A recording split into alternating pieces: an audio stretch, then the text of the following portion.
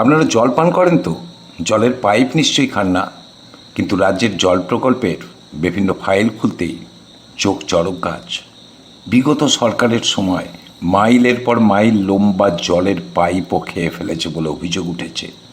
তৃণমূলের বহু ছোট বড় মাঝারি নেতা, কিছু পঞ্চায়েত সদস্য, এক শ্রেণীর প্রধান, পুরসভার কিছু কাউন্সিলর, সমিতির কিছু নেতাদের বিরুদ্ধে এই অভিযোগ উঠছে। তালিকায় আছে কিছু ঠিকাদার সংস্থাও। শুধু নতুন হিউম পাইপ নয়, মাটি থেকে তোলা পুরনো মরচে ধরা টিউবওয়েলের পাইপ খেয়ে ফেলার অভিযোগও পাওয়া যাচ্ছে। লক্ষ লক্ষ টাকা নয়, কোটি কোটি টাকার নয়া কেলেঙ্কারি এবার আসতে চলেছে সামনে। আগের সরকারের ফেলে যাওয়া একের পর এক দুর্নীতির কঙ্কাল এখন বেরোতে শুরু করছে বাংলার মাটি থেকে। রেশন আর শিক্ষক নিয়োগ কেলেঙ্কারির পর এবার সামনে এলো পূর্বতন তৃণমূল সরকারের পানীয় জলের পাইপ নিয়ে দুর্নীতি নয়, মহা দুর্নীতি। জল মানুষের জীবন বাঁচায়, কিন্তু সেই জলের পাইপ নিয়ে কোটি কোটি টাকার সিন্ডিকেট চালানো হয়েছিল গত জমানায়, এরকমই জানা যাচ্ছে। আর কিভাবে এক শ্রেণীর ছোট মাঝারি আর বড় তৃণমূল নেতারা মিলে লুট করেছে সরকারি পাইপ, জানতে হলে দেখতে থাকুন আজকের ভিডিও। কেননা বিজেপি সরকার এই সিন্ডিকেটের জাল ছিঁড়তে একের পর এক ফাইল খুলতে শুরু করেছে। আপনারা দেখছেন ভয়েস 9 বাংলা, আমি তারক ঘোষ আপনাদের সঙ্গে। বিজেপি সরকার দায়িত্ব নিয়ে এই পানীয় জল প্রকল্পের অডিট শুরু করতেই কেঁচো খুঁড়তে কেউটে বেরিয়ে পড়ছে। একটা দুটো কেউটে নয়, হাজার হাজার কেউটে। শিলিগুড়ি থেকে দক্ষিণ 24 পরগনা, ডায়মন্ড হারবার, মালদা, মুর্শিদাবাদ, সর্বত্র। আর তদন্তে দেখা যাচ্ছে পূর্বতন তৃণমূল সরকারের আমলে এই দুর্নীতি কোনো বিচ্ছিন্ন ঘটনা চলতো না, এটা চলতো একটা সুসংগঠিত 3 টিয়ার বা ত্রিস্তরীয় সিন্ডিকেটের মাধ্যমে। 3টে স্তরে চলত এই দুর্নীতি, এই সিন্ডিকেট। তৃণমূলের এক শ্রেণীর পঞ্চায়েত সদস্য, প্রধান এবং অঞ্চল প্রধানরা ছিলেন এই সিন্ডিকেটের প্রথম ধাপ। সবাই নয়, এক শ্রেণীর। গ্রামীণ এলাকার কোন বাড়িতে জলের সংযোগ যাবে তার তালিকা তৈরি করার একচ্ছত্র ক্ষমতা ছিল এদের হাতে। কেন্দ্রীয় সরকার জল জীবন মিশন সম্পূর্ণ বিনামূল্যে দেওয়ার নির্দেশ দিলেও অভিযোগ উঠেছে এই ছোট নেতারা প্রতি কানেকশানে, অর্থাৎ বাড়ি পিছু কানেকশানের জন্য সাধারণ মানুষের কাছ থেকে 5 থেকে 10 হাজার টাকা পর্যন্ত কাটমানি আদায় করতেন, আর টাকা না দিলে কেটে দেওয়া হতো জলের লাইন। এরপরে আসছে মাঝারি স্তর, যেটাকে বলা হয় ডিস্ট্রিবিউটার। ব্লকের এক শ্রেণীর তৃণমূল সভাপতি এবং পুরসভার কাউন্সিলরদের একাংশ এদের সঙ্গে জড়িত বলে জানা যাচ্ছে। এদের কাজটা কিন্তু আরও উপরের স্তরের। ব্লকের অধীনে বা পুরসভার জন্য যে সমস্ত সরকারি জলের পাইপ ও দামি হিউম পাইপ আসত, তা সরকারি গোদাম থেকে সোজাসুজি গায়েব করে দেওয়া হতো বলে অভিযোগ। এরপর সেই পাইপগুলোকে স্থানীয় ঠিকাদারদের কাছে কালো বাজারে চড়া দামে বিক্রি করে নগদ টাকা পকেটে পোড়া হতো বলে জানা যাচ্ছে। অর্থাৎ খাতায় কলমে পাইপ বসানো হয়েছে, কিন্তু বাস্তবে মাটির নিচে কোনো পাইপই নেই। পিসি সরকারের ম্যাজিকও ফেল করে যাবে এই দুর্নীতির কাছে। পাইপ পোঁতা হচ্ছে, কিন্তু মাটির তলে কোনো পাইপ নেই, বুঝে দেখুন। আর উপরের স্তরে থাকতো মাস্টার মাইন্ডরা, জেলা স্তরের এক শ্রেণীর প্রভাবশালী নেতা এবং তৎকালীন সংশ্লিষ্ট দপ্তরের কিছু উচ্চপদস্থ কর্তারা। কোটি কোটি টাকার কেন্দ্রীয় রাজ্য ফান্ডের টেন্ডার কোন ঠিকাদারি সংস্থা পাবে সেটাও ঠিক হতো এদের ইশারায়। ভুয়ো জাল অভিজ্ঞতার সার্টিফিকেট তৈরি করে নিজেদের পছন্দের পেটোয়া সংস্থাকে কাজ পাইয়ে দেওয়া হতো, টেন্ডার পাইয়ে দেওয়া হতো বলে অভিযোগ পাওয়া গেছে। আর তার বদলে মিলত 15 থেকে 20% মোটা কমিশন। আবার সে কাটমানি বাদ নেই কিচ্ছু, জলের পাইপও বাদ নেই। মালদার ইংরেজ বাজার ঘটনাটাই শুনুন। এখানকার আর্সেনিক মুক্ত পানীয় জল প্রকল্পের জন্য কোটি কোটি টাকা দামের হিউম পাইপ কেনা হয়েছিল, কিন্তু অডিটে দেখা গেল সরকারি নথিতে পাইপ কেনা এবং বসানোর খরচ দেখানো হলেও গুদাম এবং মাটির নিচ 2 জায়গায় শূন্য।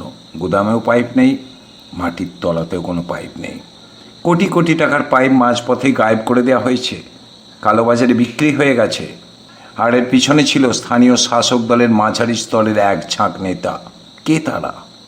কবে ধরা পড়বে তারা? এই প্রশ্নটাই এখন উঠছে।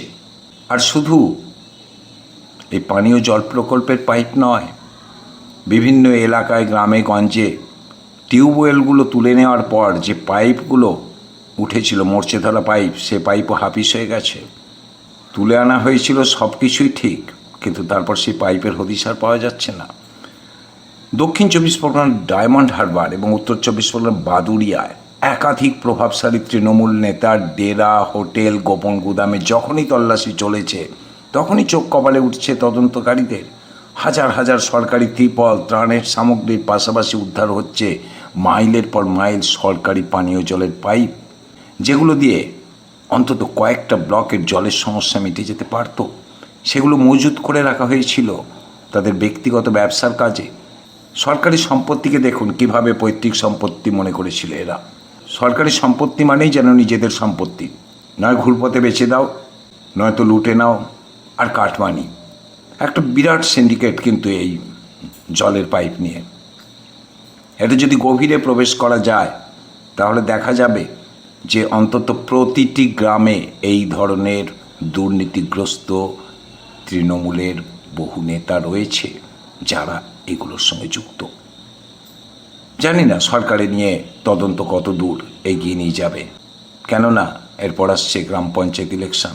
কিন্তু যদি গ্রামে গ্রামে এটা নিয়ে তদন্ত করা যায় তাহলে পশ্চিমবঙ্গের কয়েক হাজার গ্রাম পঞ্চায়েত থেকে এই ধরনের পাইপ কেলেঙ্কারি বেরোবে।